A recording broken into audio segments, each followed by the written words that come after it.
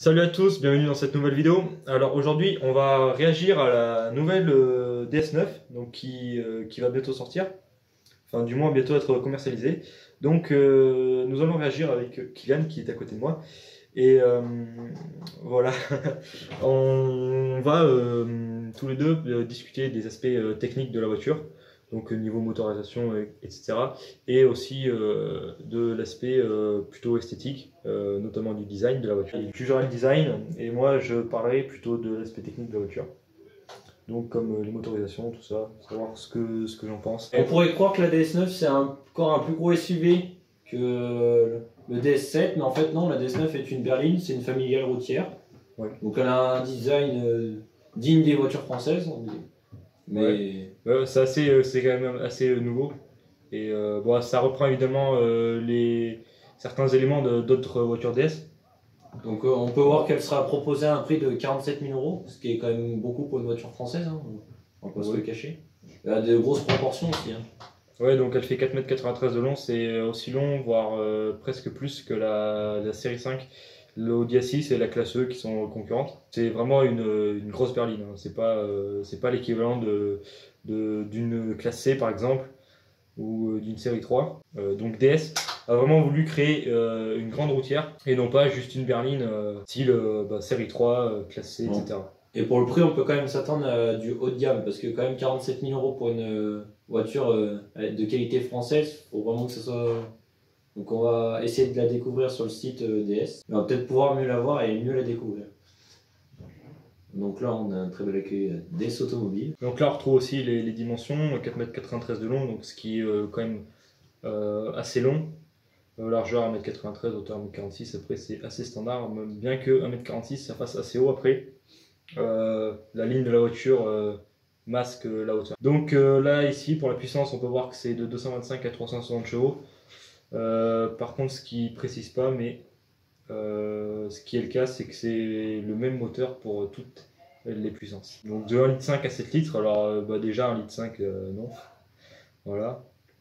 C'est de 1,5 litre. Pour une grosse routière, c'est... Ce qui est clair, c'est que le 1,6 litre, ce qui n'est pas hybride, seulement essence, il ne consomme pas 7 litres, c'est plus à mon avis. Et 1,5 litre, bon, voilà, c'est des chiffres assez optimistes, je pense. Oui. Ça demandera confirmation. Donc là, on peut l'avoir. Moi, elle est belle, moi j'aime beaucoup les feux déjà. On peut quand même voir le côté haut de gamme qu'ils veulent se donner DS, parce que c'est placé dans des lieux assez sobres. Style un peu luxueux, mais je pense que cette voiture, elle peut être destinée aux jeunes, mais avec de l'argent, je pense. C'est vraiment une voiture destinée à un public assez aisé. Oui, c'est clair. De toute façon, tout le monde peut pas s'acheter. À 47 000 €. Et elle reprend des détails de tout ce qui est chromé et tout, ce qui fait rappeler un peu des voitures de luxe. Oui, c'est ça. On va déjà regarder, pour commencer, les motorisations. Ce qu'ils proposent exactement. Donc, là, on a un beau tableau. Donc on peut voir que voilà, c'est vraiment le même moteur. Donc un 4 cylindres 1.6, PureTech, donc anciennement THP, 4 cylindres 1.6, 225 chevaux à 5500 tours minute. Donc c'est le même moteur qu'on peut retrouver sur la 508 de toute façon. En fait il y a 3 motorisations disponibles. Le PureTech basique entre guillemets, donc de 225 chevaux. Et ensuite il y a 2 PureTech hybrides de 225 chevaux cumulés. Donc il y a entre guillemets une micro-hybridation. Et ensuite 360 chevaux cumulés avec une hybridation plus importante. Essence, souple et puissant, voilà, ça c'est grâce à l'hybridation. Ouais.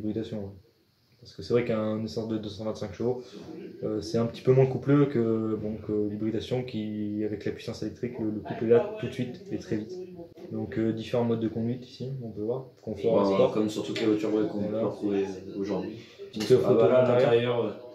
Là, on voit qu'on est quand même sur de la bonne qualité, hein. Quand même les sièges que... Il faudrait qu'on essaye de grossir un peu. Donc on regardera tout à l'heure les photos un petit peu plus. Mais voilà, alors les sièges sont massants, chauffants, ventilés. Et les sièges arrière sont également chauffants et ventilés, si je dis pas de bêtises. C'est vraiment... Oui, c'est une option qui est par exemple pas disponible sur la série 5, qui est pourtant un constructeur premium.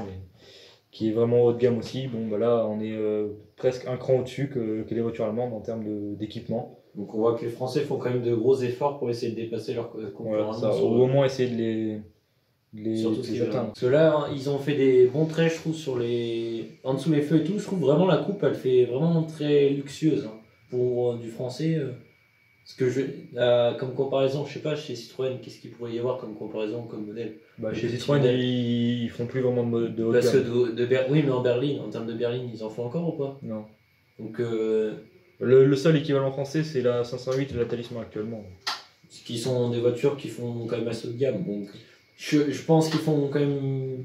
Elles sont plus bas de gamme qu'elles, parce qu'en termes de prix, on n'est pas sur le même prix. Parce qu'une 508, c'est quoi? C'est à partir de. Oui, c'est un petit peu moins cher. 25 000 Donc euros, c'est 30 000 non, mais euros. oui, c'est. Que là, on est sur une base de 47 000 euros. Donc Oui, c'est ce qui est quand même assez conséquent. C'est une gamme au-dessus, la 508 et la Talisman. Vraiment, c'est pas une voiture qui est sur le même marché en fait. Hein.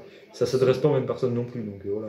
Donc, ouais, en termes de design. Après, ce que je pense en termes de design, c'est que DS, ils l'ont annoncé quand même pas mal en avance avant de la sortir, parce qu'elle a été annoncée en février 2020. Et elle va sortir qu'en mars 2021. Et je trouve que le design commence un peu à être. Il est plus trop dans l'air du temps. Je veux dire, il fait moins futuriste que le DS7 quand il est sorti. Quand elle a été annoncée, il faisait futuriste. Et quand il est sorti, je trouve qu'il était elle était bien dans son temps. Alors que elle, je trouve qu'elle commence déjà à être un peu dépassée. Parce qu'elle rejoint un peu les designs de la 508 et tout.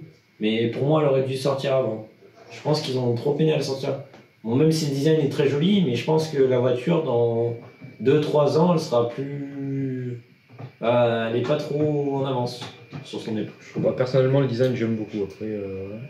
Après, le design n'est pas laid, mais vraiment en termes de modernité, on peut retrouver aussi les phares DS. Là, pour moi, c'est plus moderne, presque plus élégant que certaines voitures allemandes. Oui, par rapport à certaines voitures allemandes. Si on compare à Audi, il n'y a pas de grosse évolution en termes de design. Que là. Après, est-ce que DS évolueront beaucoup dans ce domaine? C'est moins classique qu'une Audi A6 et peut-être un petit peu moins élégant qu'une classe E, mais bon, moi, franchement, les lignes, je les trouve sympas. Moi, le seul truc qui me choque, c'est vraiment comment l'avant est rehaussé par rapport.